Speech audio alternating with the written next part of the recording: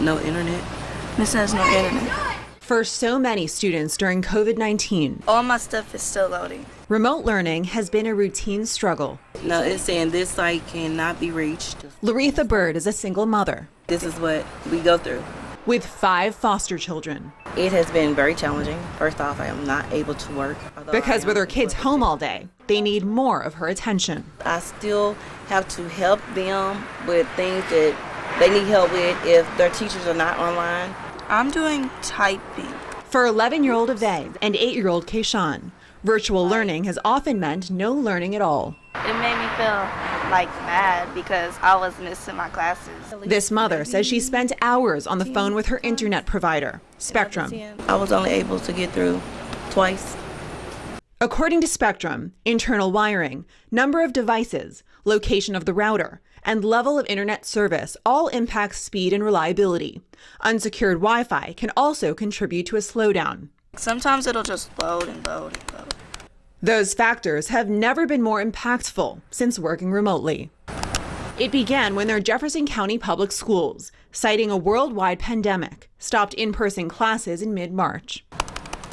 Since then, the school system has invested $12.5 million to make the transition easier.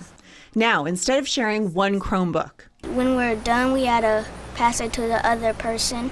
they each have their own. JCPS is also offering free Wi-Fi hotspots for students who need it. But this family and others we interviewed say it doesn't solve everything. It's hard. Their struggle reveals a socioeconomic gap that existed long before COVID-19, but one the pandemic highlighted: the digital divide. It's the gap between those who have adequate access to technology and those who don't.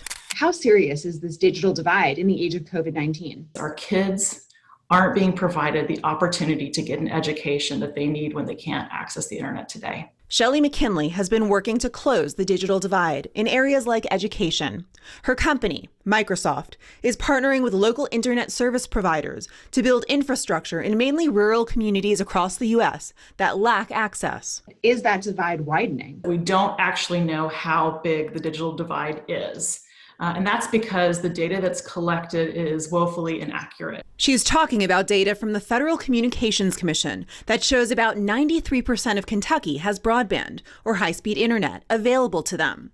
But McKinley says the portion of the state's population actually using internet at broadband speeds is about a third of that, at roughly 31%. That's a significant difference. And McKinley says this digital divide is driven, in part, by the fact many families can't afford high-speed internet. In the Louisville area, broadband service can cost up to around $126 a month. And right now, that's putting teachers in an especially tough position. How are you doing this morning? We spoke with teachers around the state who have watched some in their virtual classrooms fall behind. Are you seeing a digital divide? Absolutely. Pam Elkins is an 8th grade social studies teacher in Laurel County. She says schools in her area are providing each family with one Chromebook.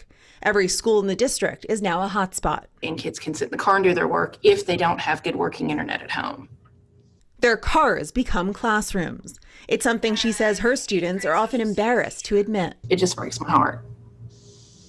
Is everybody ready to start 2nd grade? Amber Rechtenwald has seen the digital divide play out in her Louisville classroom too. It doesn't make you feel good at all. As some students falter, she feels mounting pressure. You've got to take kids and catch them up and try to get them back on grade level. Whenever I get on it, it won't work.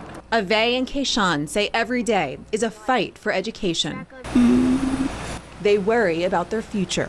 Will I be able to get on my class? If it will keep on saying no internet for like the whole school thing, and like I couldn't pass and go to another grade and I would get held back, I would be mad. Kentucky Governor Andy Beshear has recommended schools wait to start in-person classes until September 28th to prevent the spread of COVID-19.